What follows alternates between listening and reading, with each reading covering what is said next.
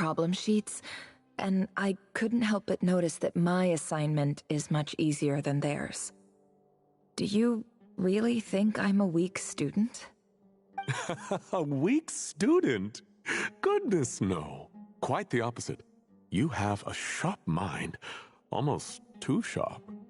I think what you're saying is a weak student wouldn't have noticed the discrepancy, and if they did, they certainly wouldn't complain about the lighter workload. You see, sharp as they come. You see things the way they are, and I'm sure you know why they're like that. Because of where I come from. Because I'm different. I'm sorry, Nefer. I don't like it any more than you do. It's just... Anyway, you said you had a couple of questions. What's the other one? I wanted to check... If someone sent me a letter to the academia, where do I go to collect it? Ah, your family wrote to you.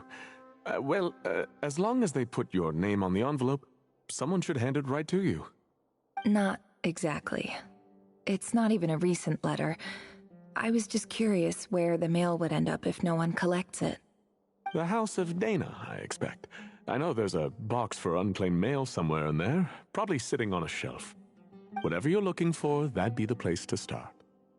Okay, got it. Thank you, Professor. Oh, don't mention it. Honestly, I feel like I failed you. I'm supposed to be your teacher, but I haven't taught you anything. Hey, don't say that. You're a great teacher, and you do your best for all your students. But the rules are the rules. You're not allowed to teach students like me. It's not just the academia either. The whole world bends over backwards for the successful, and leaves the losers to suffer and die. Oh, my dear child. Don't tell me you've given up on life already. I haven't. I just think that if you want to make it in this world, you have to find a way to become successful.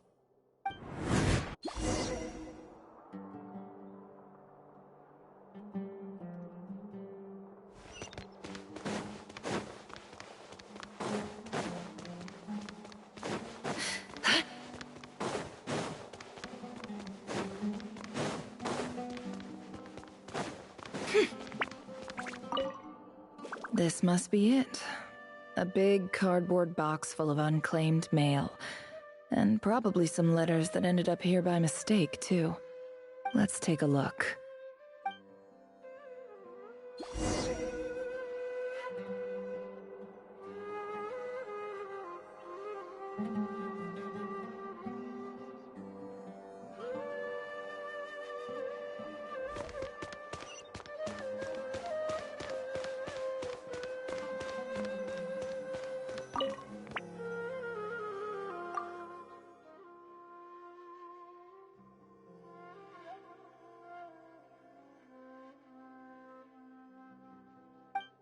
A dilapidation survey from Port Ormos. Looks like it's from a Core of 30 representative. What a strange thought. A bunch of mercs losing sleep over rundown buildings. This one was never even opened. I guess the recipient didn't care what the Core of 30 had to say about anything. Who was it addressed to? I don't recognize the name. But it must have been a Kasharawar professor.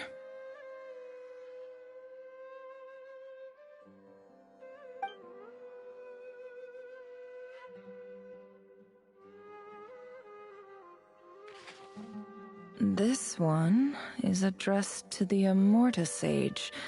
The title is Changes Observed in Satyavada Life Symptoms. Why do all these letters read like full-blown dissertations?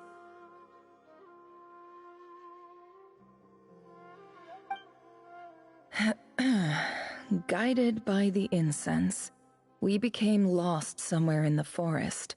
All the barriers between levels of consciousness disappeared as our minds soared around in circles, looking for a branch to seek refuge on.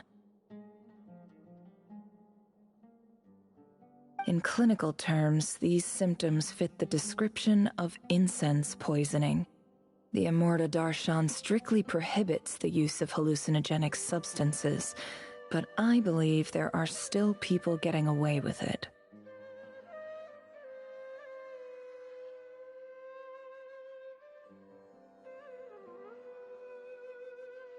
For example, my neighbor who always breaks out into song and dance after using incense.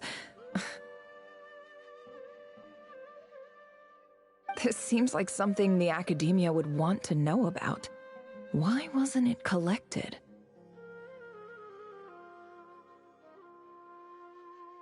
Wait, what's this written on the back? It's so small. The note says, "The sender authored this letter while under the influence of mushrooms. I would send it back, but no return address was provided. Stamped by the Grand Conservator of the House of Dana."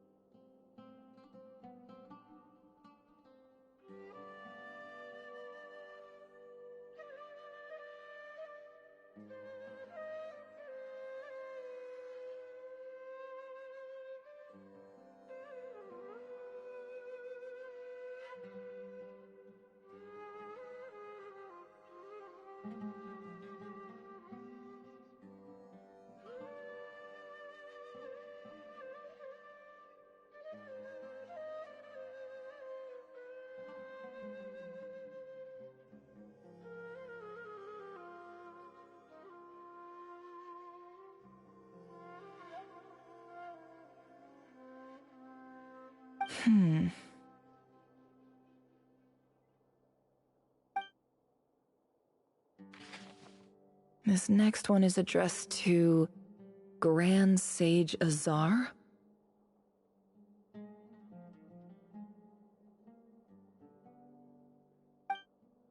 A few words of protest regarding recent changes in Sumeru's educational policy.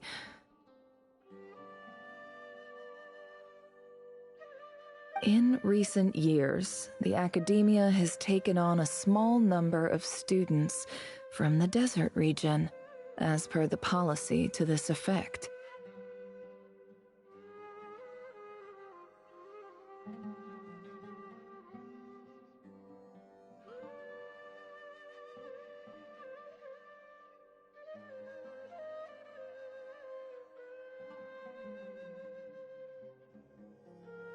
However, it appears to me that these students have not, in fact, been provided with educational opportunities that are, in any meaningful sense, equal to those enjoyed by their peers.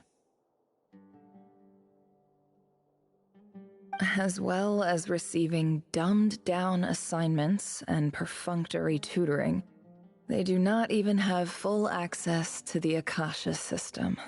Education is the fundamental purpose of this institution, which should go without saying in a nation whose founding virtues are knowledge and wisdom. I ask you, is the lip service we pay to the policy of education for desert students Truly the standard of pedagogy to which the academia aspires. As Grand Sage, policy decisions are your prerogative, but do not forget your roots. You and I were once students too, as was everyone else in this institution. I do hope you will give some serious attention to this matter. I encourage you to discuss issues like this with myself and others, and listen to some alternative opinions. Great letter. Shame it didn't get to where it needed to go.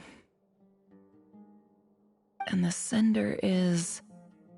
I didn't realize anyone else even knew how bad students like me have it in this place. So this is where letters from the Sage of Spontamod end up? Nice one, Grand Sage. Really enlightened leadership. Whatever. This isn't what I came here for. Moving on.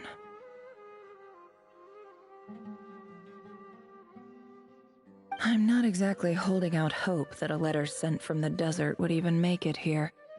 But if it did, where else would it end up if not in this box? I can't believe how much discarded mail there is. Must have been years since someone last went through it all. And this is just one box. The whole House of Dana is boxes on shelves.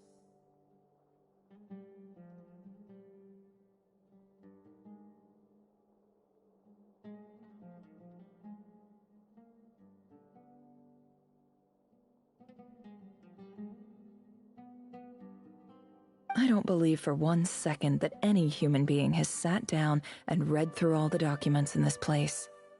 Who has that much free time on their hands?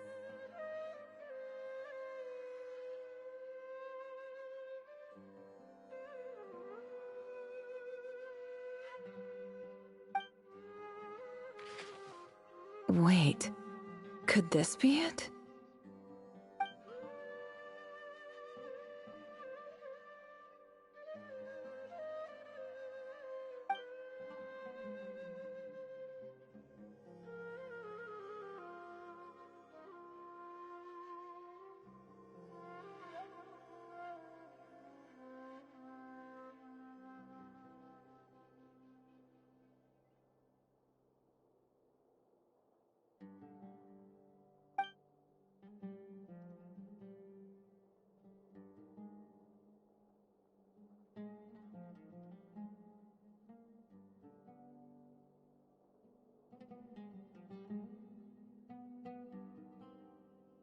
Greetings, Halil.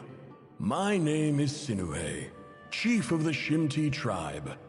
I was the one who came to you and your colleague's aid when you ran into trouble in the Great Red Sand. I don't know how well you remember it now, but I brought you to safety and gave you some water and other supplies. You seemed very pleased and told me your name. In my tribe, learning a person's true name is serious business, and I therefore see you all as friends. You were kind enough to leave your contact details, so we could stay in touch. The Shimti tribe lives a harsh, nomadic existence in the desert. You were sympathetic towards my plight, promising to make me a special ambassador of the academia and help us find a way to make a better living. This brings me to my reason for writing. Our tribe has fallen on particularly hard times, and I would like to ask for your assistance. There was a terrible sandstorm a few days ago, which blocked up the well in our land. To ensure my people's survival, I had no choice but to venture into Iyab and Unut territory in search of an alternate water source. The Iyab and Unut are descended from the Thamudians, while we trace our ancestry to Tulatala. We worship the Lord of Flowers and have had relatively good relations with our fellow tribes up until now. I found a well belonging to the Eob tribe. They declined to help us, but I really had no other option. So I took some water to keep me and my tribe alive. My actions are certain to incur their wrath. When we met, you assured me that you would be my ally in the academia. I would like to take you up on that offer, because I really need your help. I wonder if you could send an academia representative to meet with me. That aside, the last time you were here, you mentioned that the academia had started accepting students from the desert, and I told you a little about my daughter, Nefer. We have next to no resources here in the desert, and my power and influence are limited. Would you consider enrolling my daughter at the academia? She is a smart girl. I know she won't disappoint you. From the outset, the academia never took you seriously. Those things they promised were just empty words. I doubt they even remember the name Sinuhe. And you were so emphatic that your luck had finally changed for the better.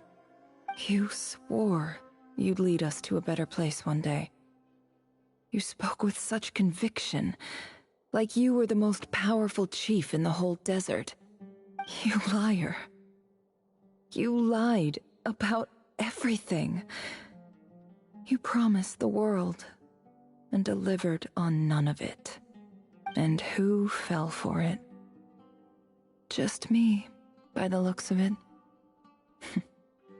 Despite your best efforts. Which makes you a pathetic liar. You weren't even any good at it. I think I'll take over from here. Let me show you how it's done.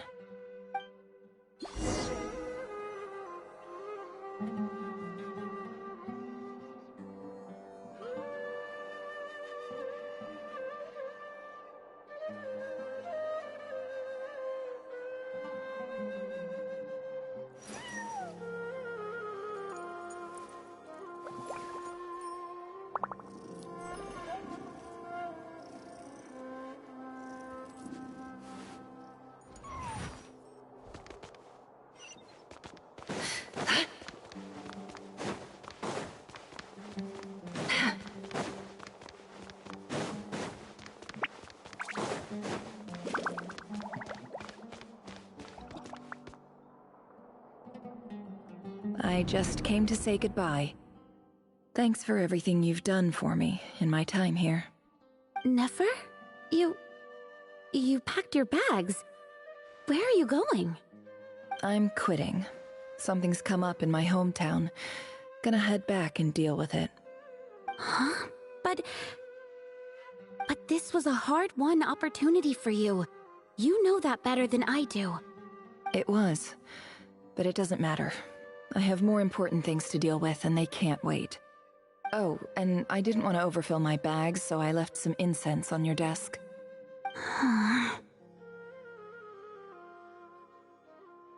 What's wrong? I thought you liked incense. Although, I did read somewhere in the House of Dana that it has hallucinogenic effects. Don't use it all at once, all right? Isn't this the stuff you brought from your hometown? You're just letting me have it? But you said it's a rare and valuable commodity. Yeah, about that. I lied. It's not rare at all. There's this bunch of ruins near my hometown that are practically overgrown with this plant. It's not worth much. Keep it, it's fine. But Nefer... All right, that's all from me. You take care.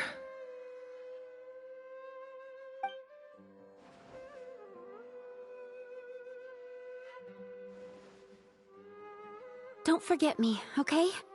I mean, we're more than just classmates, right? We're friends. Yeah, I'll remember you. I lied again. That incense is worth a fortune, and it's a rare find even in those ruins. And as for remembering her, I have far too much to do when I get back. No time to reminisce. I'll be lucky if I even make it through this alive. But either way, I expect I'll forget you pretty quickly.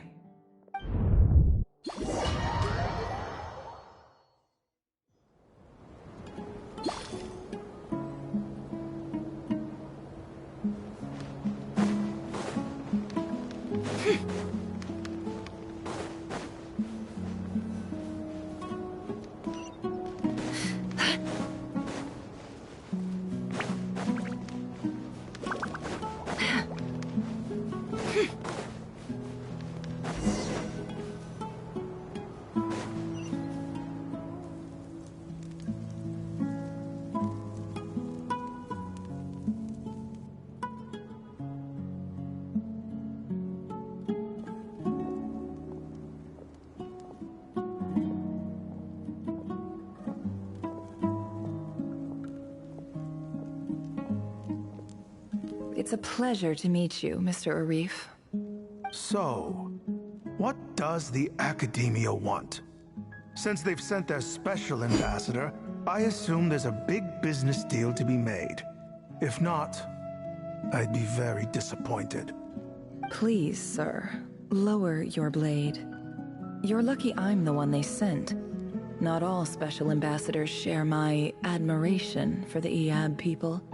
The ever-shifting balance of power in the desert reduced the once great civilizations of this region to rubble and sand. But the story of the Eab has a very different trajectory. Others grew weak, but you grew strong, beginning in obscurity and moving to prosperity. You're the only ones who defied the trend. Huh. So, you do know who you're dealing with? This well is the perfect symbol of your strength, is it not? It used to belong to the Unut, but it looks like you have control over it now. You're not wrong. But I'm sure you didn't come all this way just to flatter us. Of course not. I came to bring you some very good news. Some information that recently came to light, which might just be your ticket to freedom. Records uncovered by the Vahumana Darshan show that a certain well currently under Eab control is built on top of some ancient ruins. These ruins are of great archaeological interest to the Academia. I checked the map carefully on my way over here, and I'm confident that this is the well in question. The Academia is offering 50 million mora in return for excavation rights. 50 million?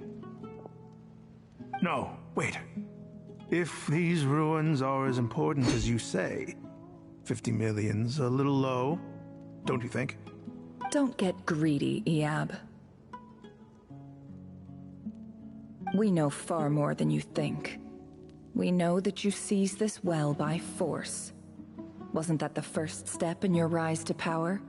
To drive away the Unut and steal their water supply? So what if it was?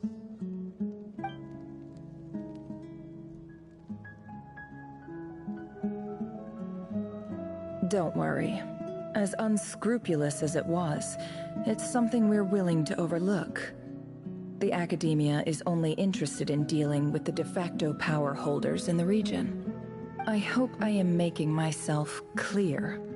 And I hope your words are the truth. If I find out the Academia is trying to play me, I'll hunt down every one of your people and make you watch as I cut their heads off one by one. I assure you, Chief, that would not be in your long-term interests. You don't want to make an enemy of the Academia. You see how I'm dressed, don't you? I appreciate that you've never been to the rainforest, but surely even you recognize an ambassador's attire when you see it. And what does a barbarian like you have to lose anyway? You really think the Sumeru Academia would bother to come all this way just to lie to you? We have more important things to worry about. All right, I take your point. The Academia is the highest authority in the land. I'm sure you're trustworthy people. In that case, we have a deal. We will sell you the excavation rights. I'd like to thank you, Ambassador. This is good news indeed. Excellent news. In fact, it calls for a celebration. Would you do us the honor of staying a while and enjoying some Eab hospitality? Gladly. I am partial to wine myself, and I trust you are as well.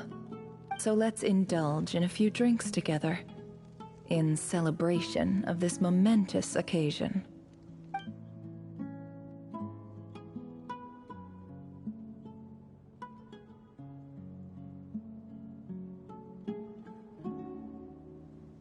Chief!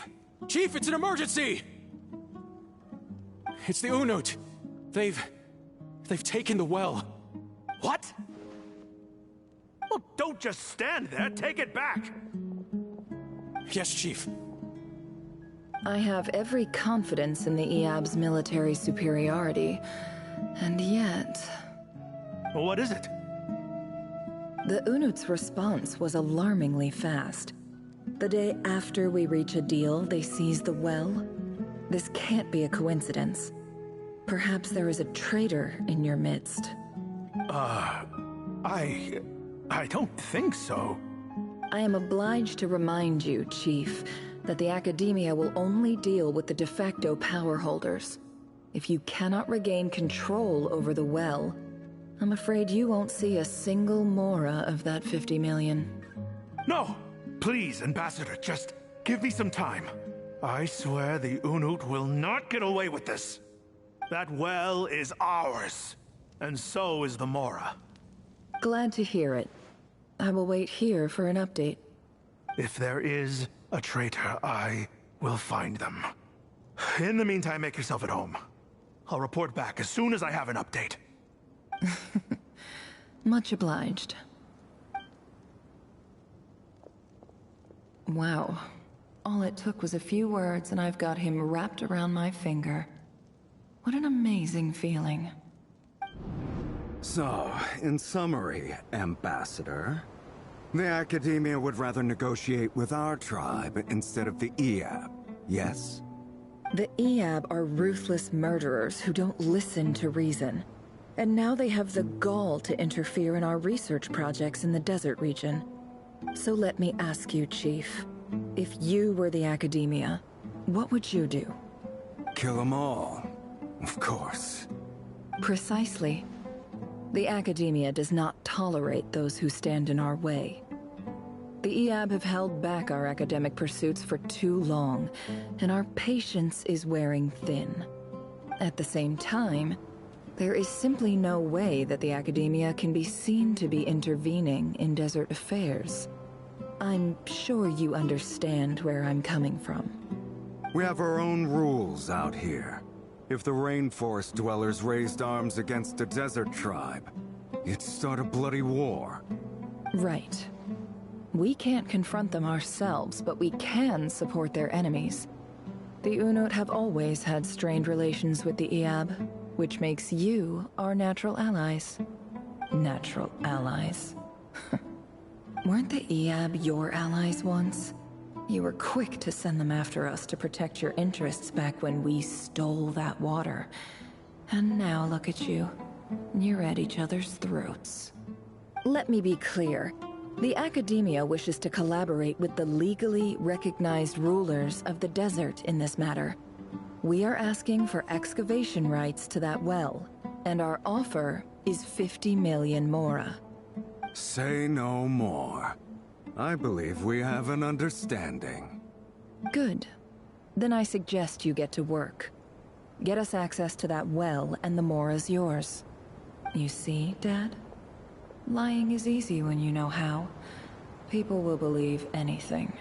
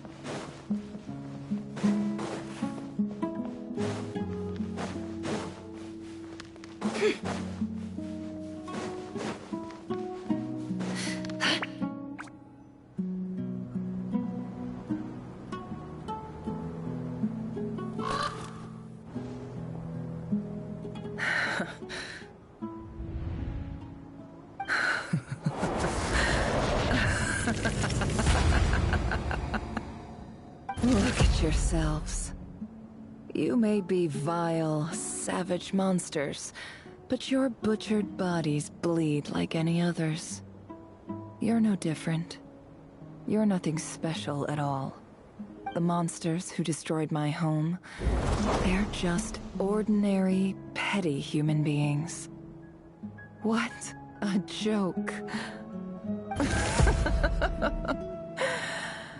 I think we're even now. Maybe I've even done the desert a favor.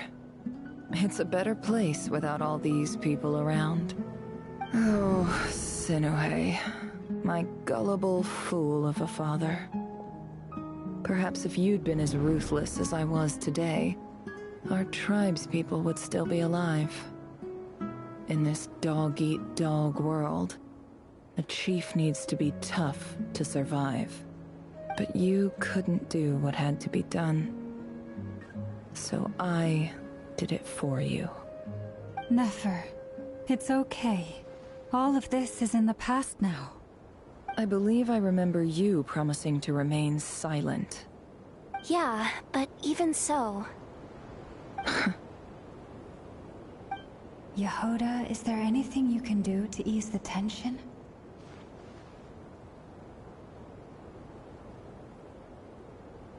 Alright, time for a sharp turn onto a completely different topic. So, anyway, that's enough of that. When are we getting out of this place? Feels like we've been walking forever.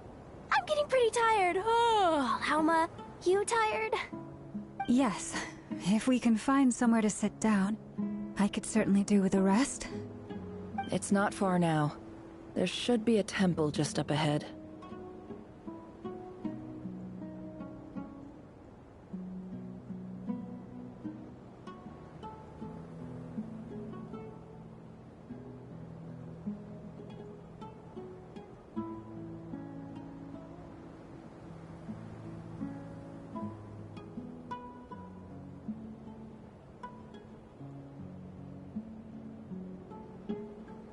Yes. Really? A temple? That's where this story ends? I guess that's how things go in the desert.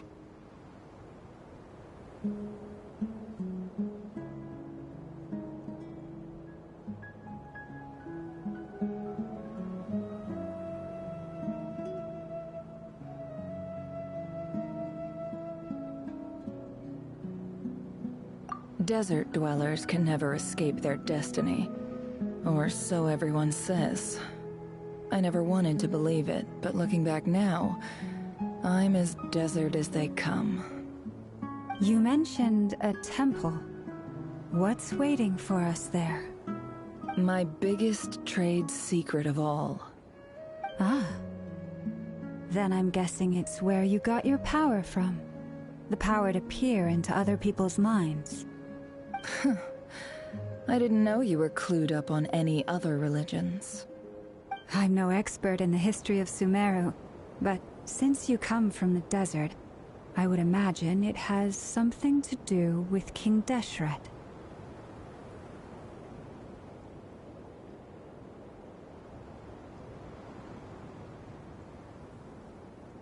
Sounds impressive.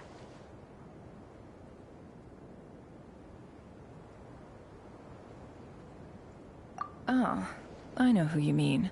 General Mahamatra Sino. The spirit of Hermanubis dwells within him. That's Boss Neff for ya. She knows everything. Sino's hardly a figure of obscurity, but I know about Sethos too. What about him? Is he a big deal or something?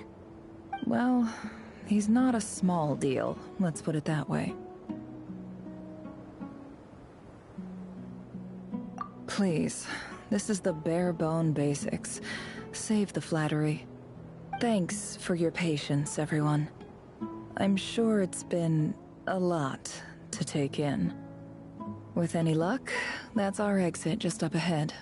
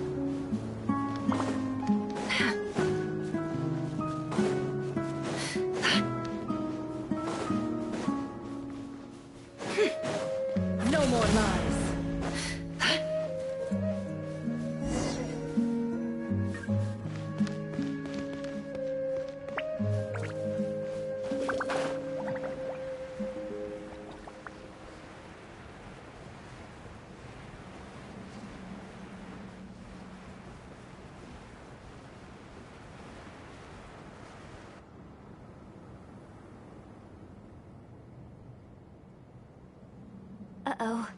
Uh-oh. Uh-oh.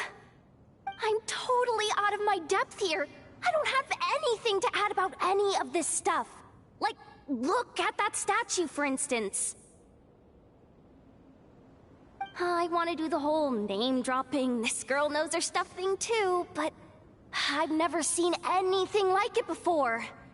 A statue with the head of a bird.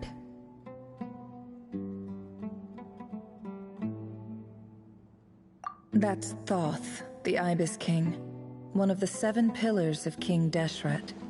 The legends say that he, the Crocodile King, and the Goat King were the 3 retainers of King Deshret. Let's take a look.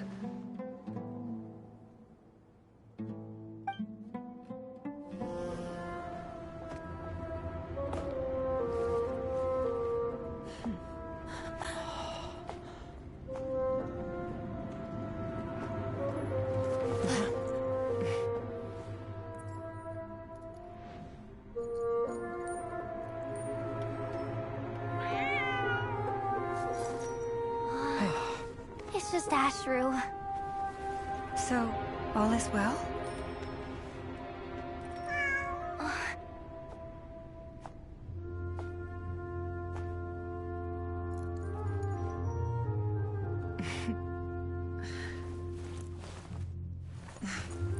Typically speaking, at this point, the world disintegrates.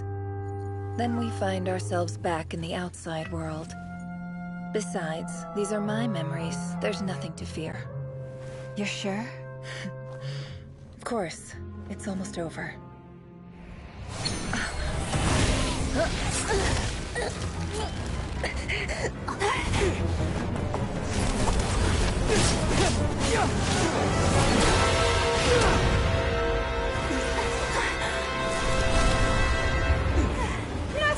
Hold on!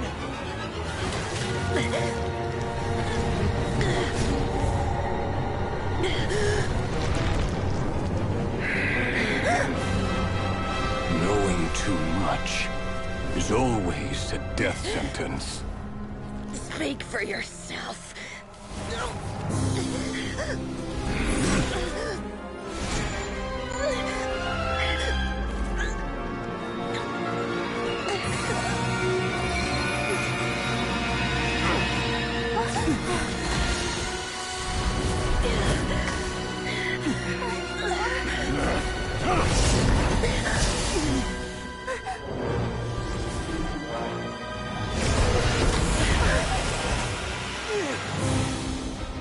How repulsive.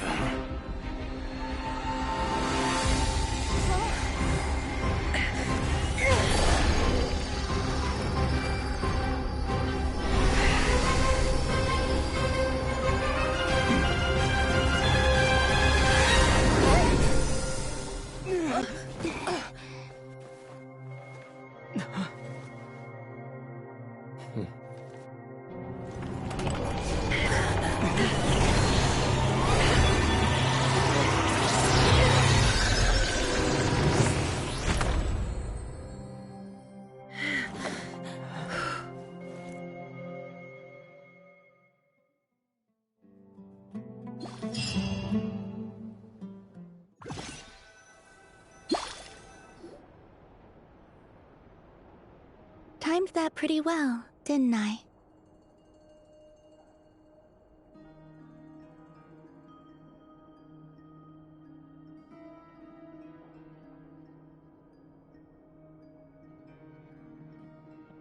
It's okay.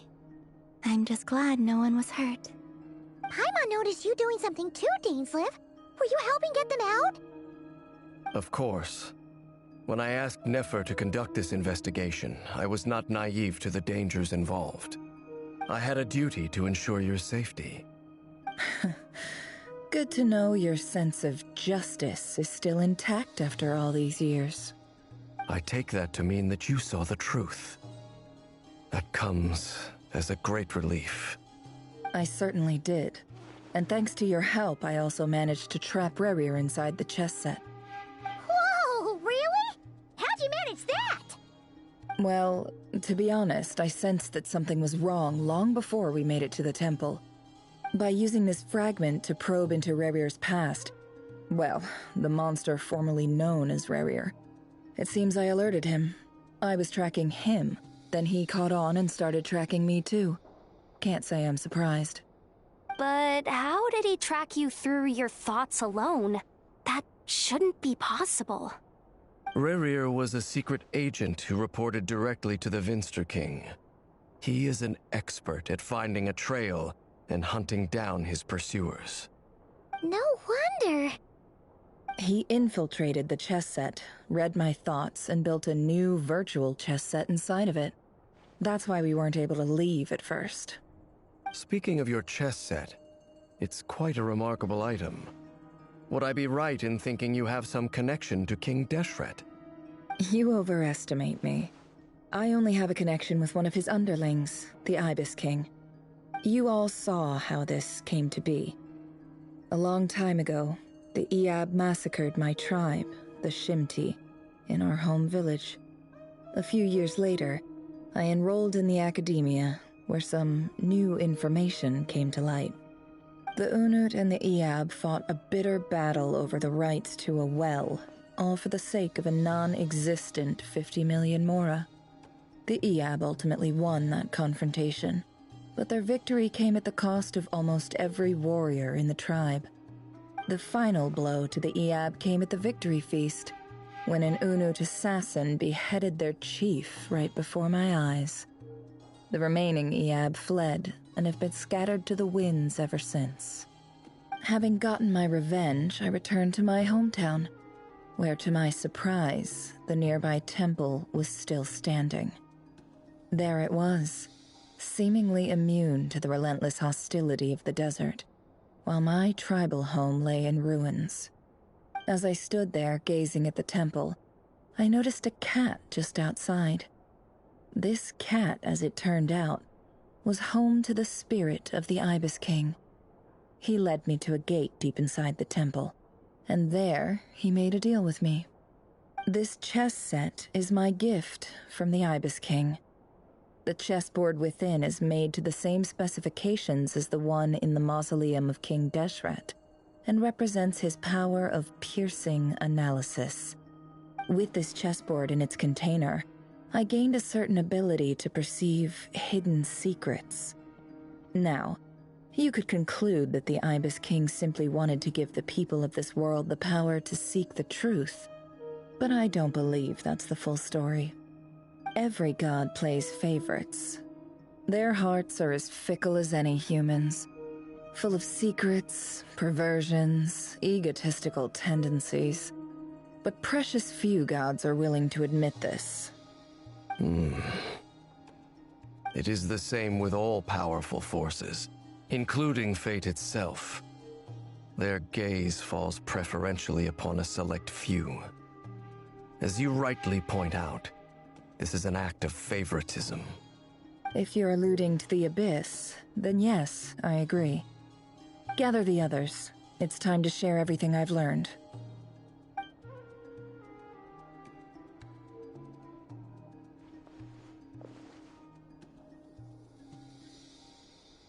Thank you all for being here. As promised, I did some further investigating into the Raker of Solnari's background. I am pleased to report that the investigation has been most fruitful indeed.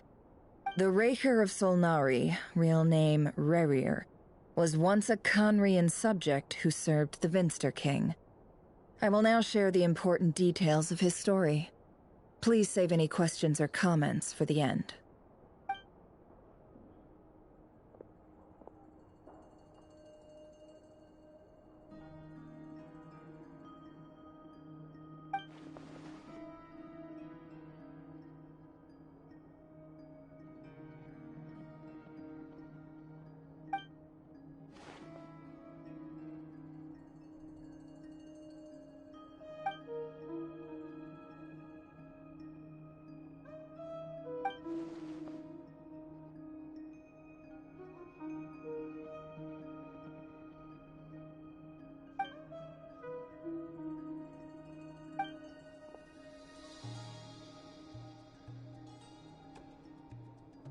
So that's why he's so obsessed with the moon. A tragic tale, to be sure. But it does not excuse his many transgressions. No matter how much Rerir suffered in the past, the fact remains that he is what we know today as the Wild Hunt, wreaking havoc upon innocent lives in Notcry. He becomes more dangerous with each passing day. If left unchecked, it is simply a matter of time before all of Teyvat suffers the consequences. This is a threat that the Knights of Favonius cannot ignore. A question for Miss Columbina. Forgive me if this is presumptuous, but have you ever seen the spatial gateway that appeared in Rerir's memory? Never. But I have heard stories of something called the Moon Gate, and this seems to fit the description. Miss Lauma, any thoughts on this? In the lore of the Frost Moon Scions, the moon is believed to hold many secrets. Some sources speak of ancient knowledge, others of a gateway to the unknown. The term Moon Gate is one I have heard before, but as is the case with all of our legends, there are no records of any first-hand witnesses. We cannot know whether it truly exists. Then back to Miss Columbina. As a moon goddess yourself, do you have some idea of where the Moon Gate leads to? Not at this stage, sorry. I do hold the power of the Frost Moon, and my strength is recovering well. I can sense that the gate would open at my command, but... But there's more to the power of the Frost Moon than that? Yes. A moon goddess has the right to open the Moon Gate, since it is a path to the moon. But as never mentioned, holding open a spatial gateway takes a huge amount of power. And right now, I need to conserve my energy to fight the Reihir of Solnari. I'm afraid this is one mystery we may have to leave unsolved for now. I agree.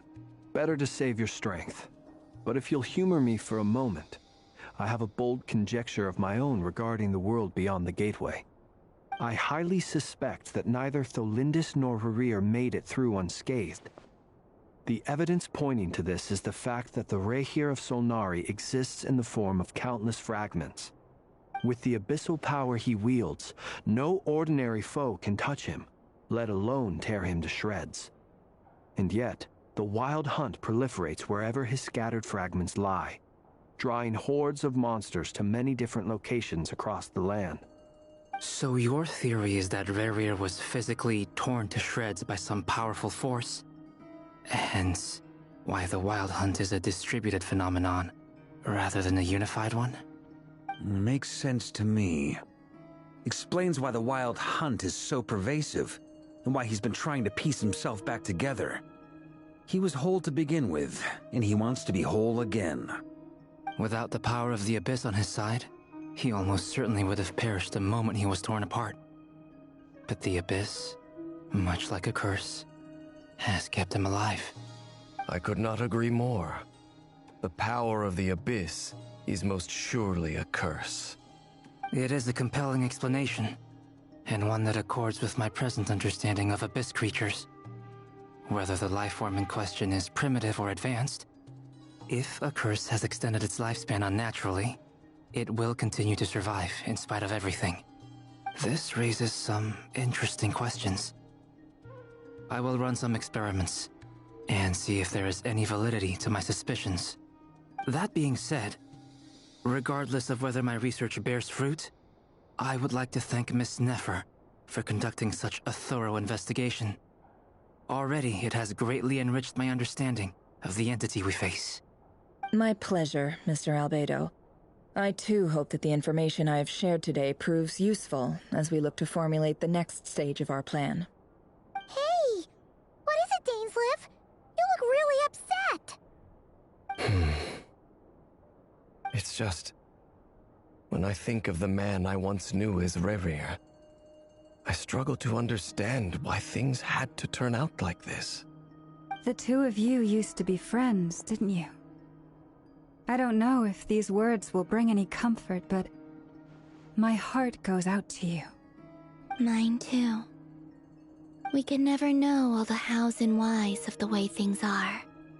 The moon and stars are full of untold secrets and lies, and the skies are host to many more mysteries than these alone. Yet, none of that can begin to compare with the complexity of human life. Those are the first comforting words I've heard in a long time. Thank you, both. Well, I think this is a good place to end today's meeting. I'm sure Nefer needs some time to recover. She's been through an awful lot today. That's very thoughtful of you, Lama. Of course. Sounds good to me. Take some time to rest and digest before we reconvene to nail down a plan.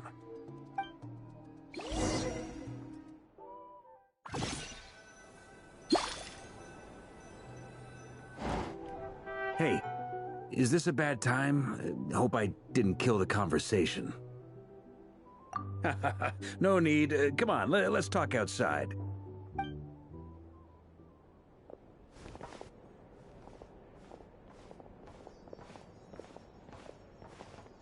Anyway, Nefer went back to the curatorium to get some rest. But before she left, she shared some things with me that I thought you should be aware of. Firstly, although she managed to trap the Raker of Solnari inside her chess set, there's no guarantee that the power of the Ibis King is any match for one of the 5 sinners. Their powers are beyond our comprehension. It's only a matter of time before he finds a way to break out. We have to come up with a plan and take care of him before that happens. Honestly, my mom figured that might be the case. So, how long have we got? Well, I asked her that same question. She talked for a long time, but for the most part, it seemed like she was trying to convince me how precious her chess set is. What a long and storied history it has. It felt like some kind of sales pitch, you know? The kind where you end up handing over Mora against your will? Anyway, after all that, she finally answered the question. 2 days, at most. 2 days? Holy moly! Can we even recruit enough help in that time? That remains to be seen. Which brings me to the second issue. Dainsleif is obviously conflicted about this whole thing. But given how little time we have, there's no way we can pull this off without his help. You have some history with him, right? Do you think maybe you could talk to him for us?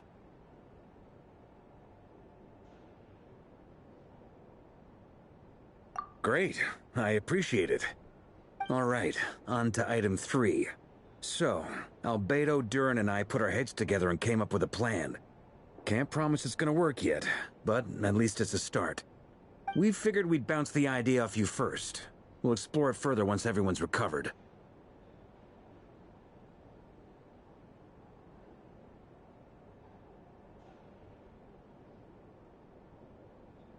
Oh, Paimon's dying to hear this. All right, so here's what we're thinking.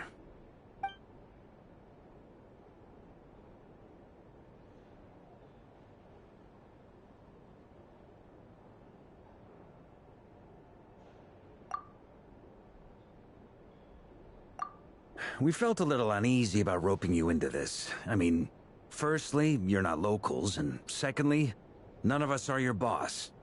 You're well within your rights to refuse if you so choose.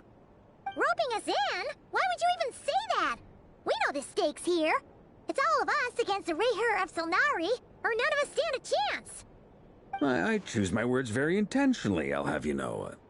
I like to think there's an art to striking a down-to-earth tone even when the stakes are through the roof. Sir Varka, I have a few thoughts about this plan. I'm all ears. I think we can be more flexible with how the roles are allocated. In my view, the most sensible lineup would be like this.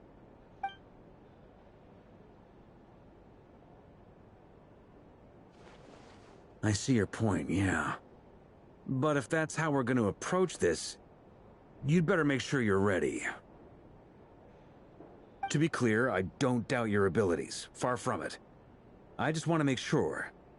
Are you really willing to take all this on? I want to do everything within my power. The Raher of Solnari is a truly fearsome opponent, and if I do my part, it'll greatly reduce the risk for everyone else involved. Well, that tracks with what I've heard. Jean's mentioned in her letters that you're so diligent it's almost abnormal. As in, most people weigh up the risks and rewards in situations like this.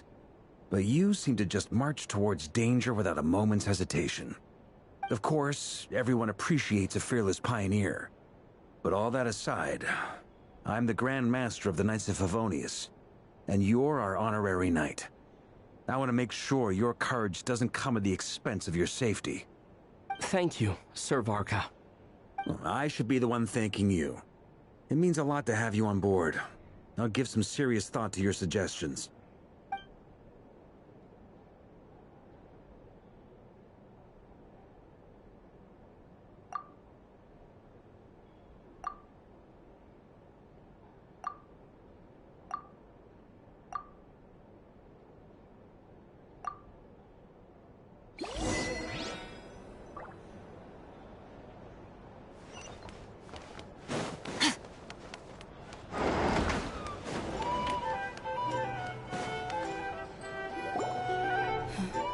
This is a thorough plan, but I do have one last question before we take action.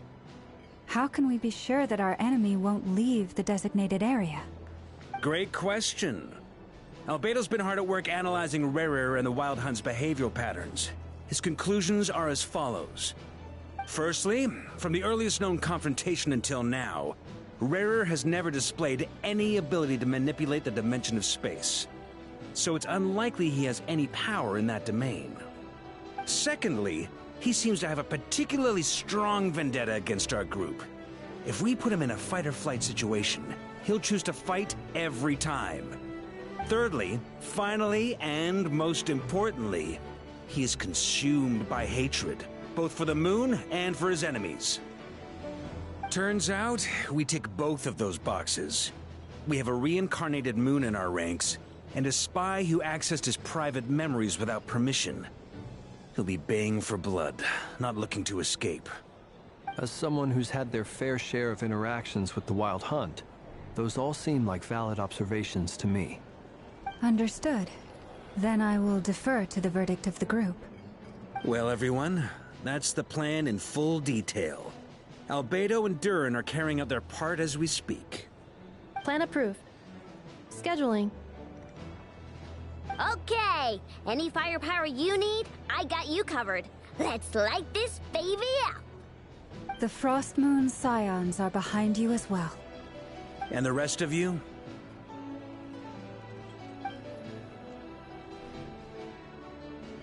No objections? All right, then it's settled. This is the plan we're going with. Next up, an old tradition of mine. Anyone who wants to back out, now's your chance. Wait, we can still back out of this? Everyone says things they regret, right? I don't want anyone feeling trapped because their mouth said yes before their brain had time to think things through. A very people-first approach. I hear that's common practice in the Knights of Favonius. Heh. Who'd you hear it from? D-Luke? Shh. We don't use people's real names at work. This contact will be known only as Owl, please and thank you. This plan can only work if everyone does their part. Flint's and I will absolutely support it. We shall indeed. You'll be glad you accepted our help. Also, you are the last person I expected to see here, Miss Dory. It's not often I get called Dory in a work context. My peers usually call me Lord Sangamabe.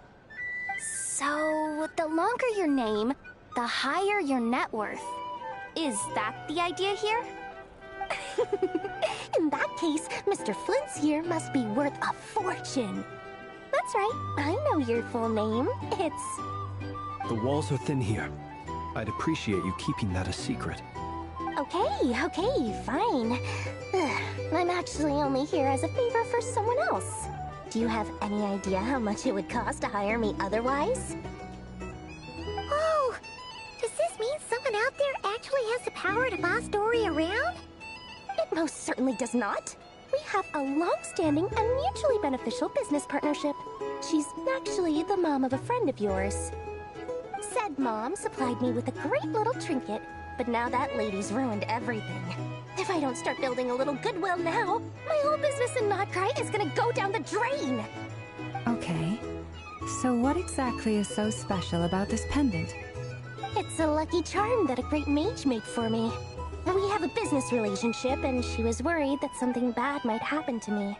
So, she wanted me to have something that can store power to protect myself with. I finally got it all fully charged up with Kuvaki, and then never went and used it all up at once! Never lost so big in my life! You're right. It was all my fault. I didn't mean to drain all the Kuvaki in the pendant, but I'll make it up to you. You will? Well, in that case, how about you give me your chess set, and we call it even?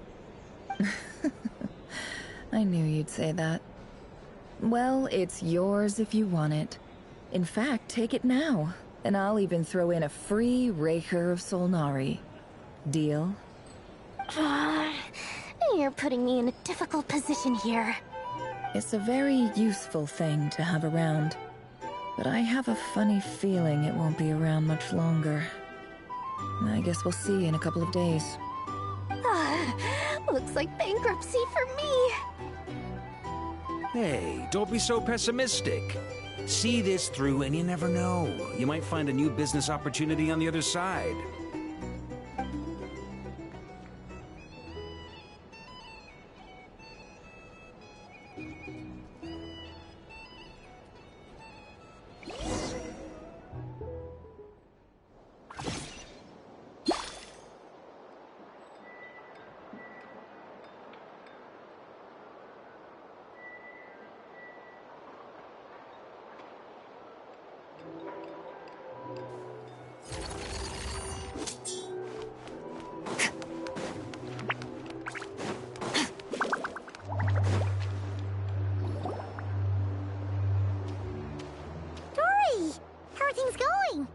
Ready? Oh, I was born ready.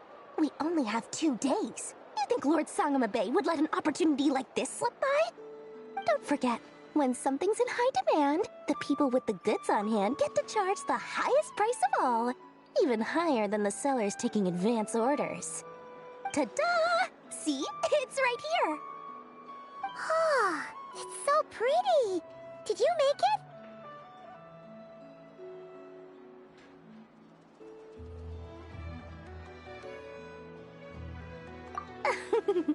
No, I have a supplier.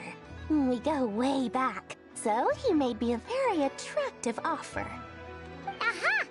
No wonder you were talking about lucky charms at the meeting. You've been getting Kave to make them for you. That's not the full story. It actually started a while back as a project between me and the Dendro Archon. Mage Alice once warned me that this world won't stay safe forever. There may come a day when everyone faces a great crisis. I passed this on to the Dendro Archon, and she secretly brought together a research team made up of Sumeru's top scholars to invent a technology that could keep people safe. I won't go into the details because it's all very complicated, but if you want to know more, you can ask the Dendro Archon about it sometime. Anyway, point being, it was the Dendro Archon who asked Kave to build this little contraption. As one of the top Kashara War talents, he was the obvious choice. Took him long enough. He stressed over it for ages. Must have gone through at least a dozen designs before producing a final product. But that's Kave for you. Marak delivered it to me a couple of days ago, along with a letter from Kave. Could I ask why I'm sending this technology to you? And what's your proposed use case? Has it been approved by the relevant authorities? So nosy. My fault for sending him the research permit to begin with. Surely Nahida must have told him you were involved in this project. He was probably just nervous because you're always so secretive about your business. Could be, could be. Anyway, I just replied, let's hope there never has to be a use case, because it would involve grave danger. Fair enough. But it sounds like he was just being cautious. He probably felt responsible as the one who made it. Or maybe he was asking as a favor for his housemate. He's done that before. Not sure why, though. His housemate doesn't seem to really care that much about this kind of stuff. Either way, all's well that ends well. I'm just glad to finally have my hands on the product. I wouldn't want to be without it, given the potential dangers that lie ahead. Huh? What does that look mean? Paimon's just super surprised. This must be the first time we've ever seen you actually get serious about something.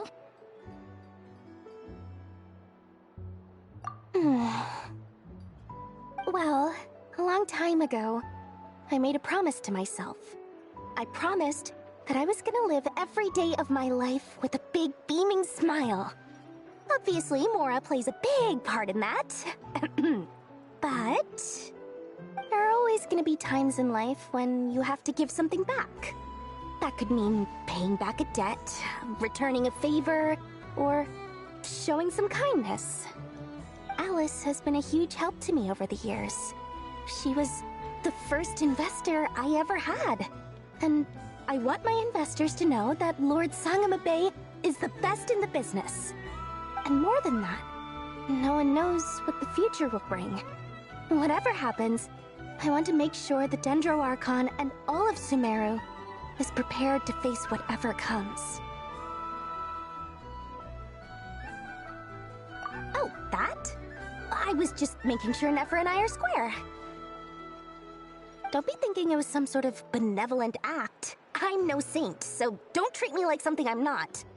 My priority is doing the business that I want to do.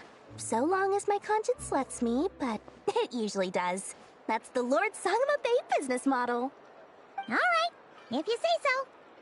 I do say so, and that's the whole point. I'm a businesswoman. Don't go trying to figure out what kind of person I am. You'll exhaust yourself. Much easier for everyone involved if you just take my word for it. Oh, and could you two help me get this stuff where it needs to be? Thanks so much. You're my favorite assistants.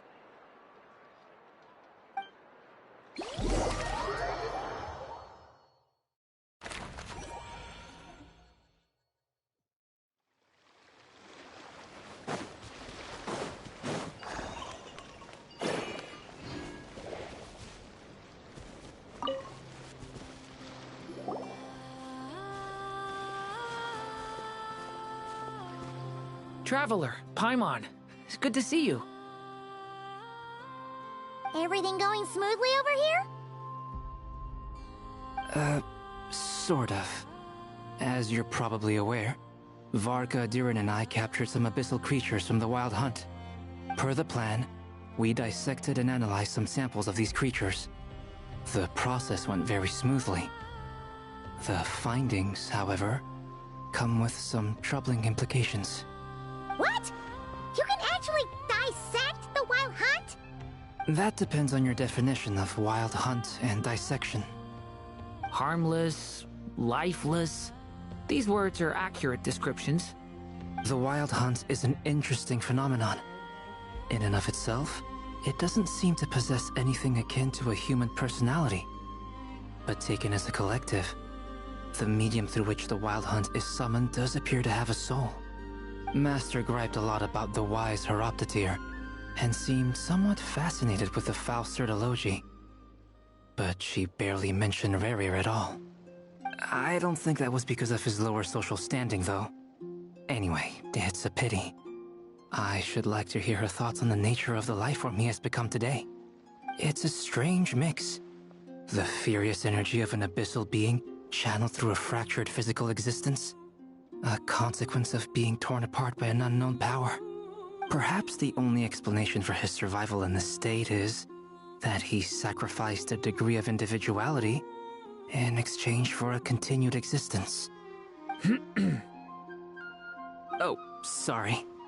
Once I get talking about interesting research, I have a tendency to go on indefinitely. Back to our research findings. Essentially, they confirm my hypothesis.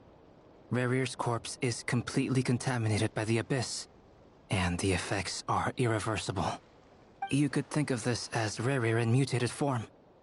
But in my view, even that would be inaccurate. In reality, his whole being has been consumed by the Abyss. In other words, he is now nothing more than a manifestation of abyssal power. Unfortunately, at present, we have no means of completely eradicating abyssal power. Hence, we cannot fundamentally destroy the Rayhir of Solnari either. Oh, that's terrible news! So, that's it? We can't defeat him? Not even if we get the power of the Three Moons? Miss Columbina's situation is a difficult one. She can never achieve wholeness when the world does not accept her presence. It's as if her creator banished her to a place she can never be accepted. It means she spends most of her energy just on her own survival. Given the circumstances, it's only natural to despair. But we must see this plan through to the end. Time to kick off the backup plan. Oh, Paimon almost forgot! This is for you.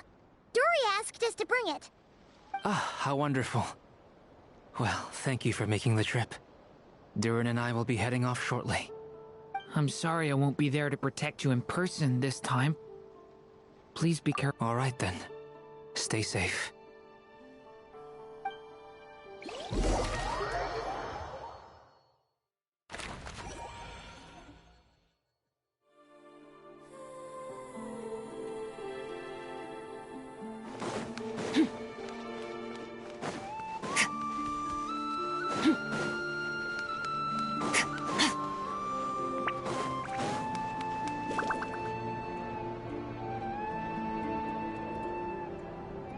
Miss Lauma, is everyone here?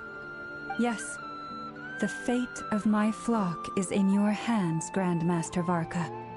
Please keep them safe. My lady, what are you saying?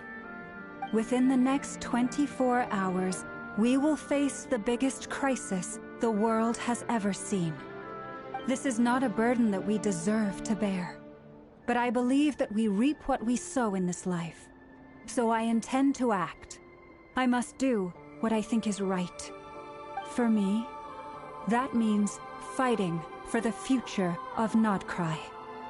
This gentleman is the Grand Master of the Knights of Favonius, Varka, Knight of Boreas. In my absence, please follow his lead. Hey, everyone. Guess I should introduce myself. Well, to start with, I know my way around a battlefield. Biggest strengths are honesty and hard-workingness. Anyway, point is, I don't intend to let Lauma down. I'm gonna do everything in my power to keep every last one of you safe and sound.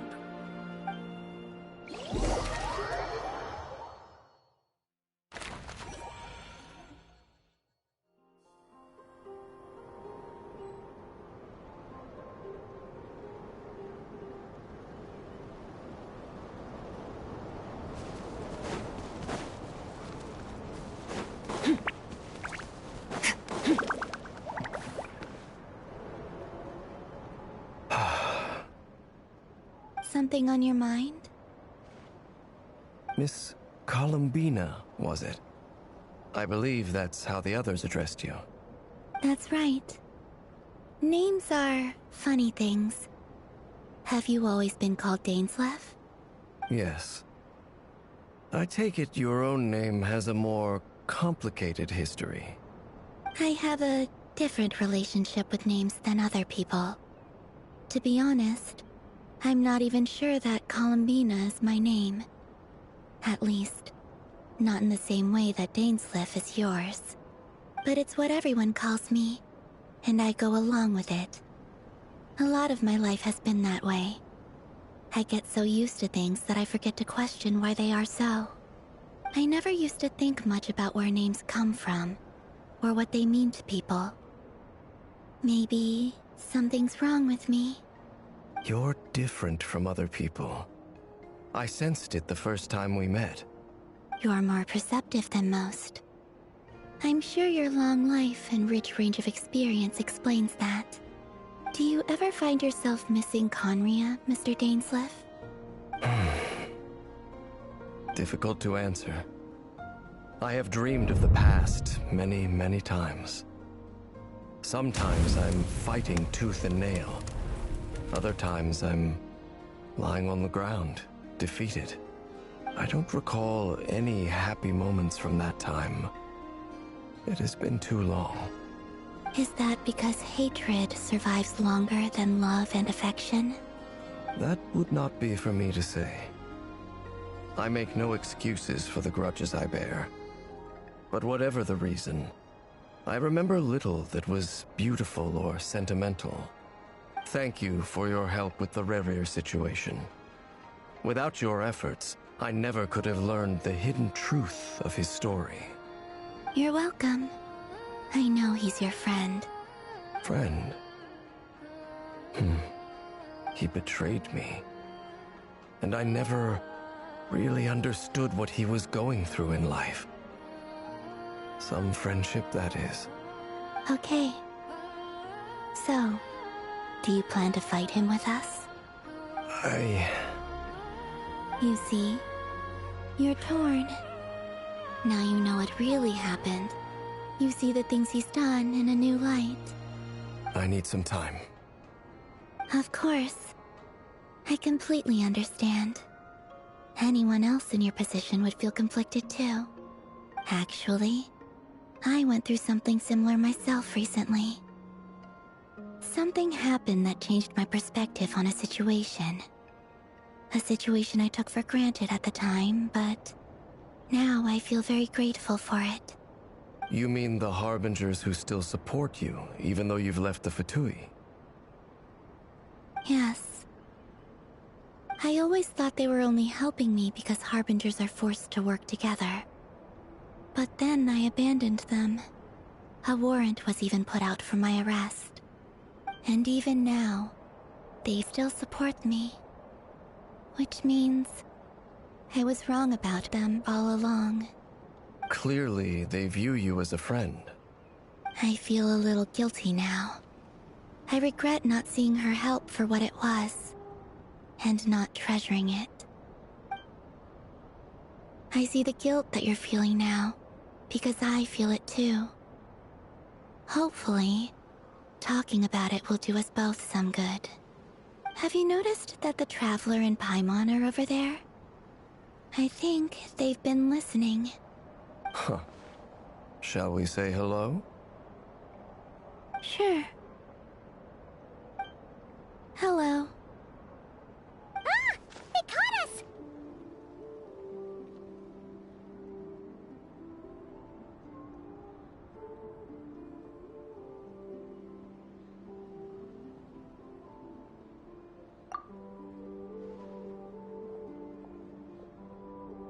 I apologize for making you worry. No doubt you wish to know where I stand on the plan to take down the Rerir of Solnari. I'm afraid I need a little time, but I will seriously consider joining you. You will? Oh, thank you so much! Everyone will be so grateful to hear that! They needn't be. This was something that I was going to have to face up to eventually. That doesn't matter to them. They're grateful to you regardless. You can't control their gratitude, so just accept it. And then, have a think about whether you're willing to join us.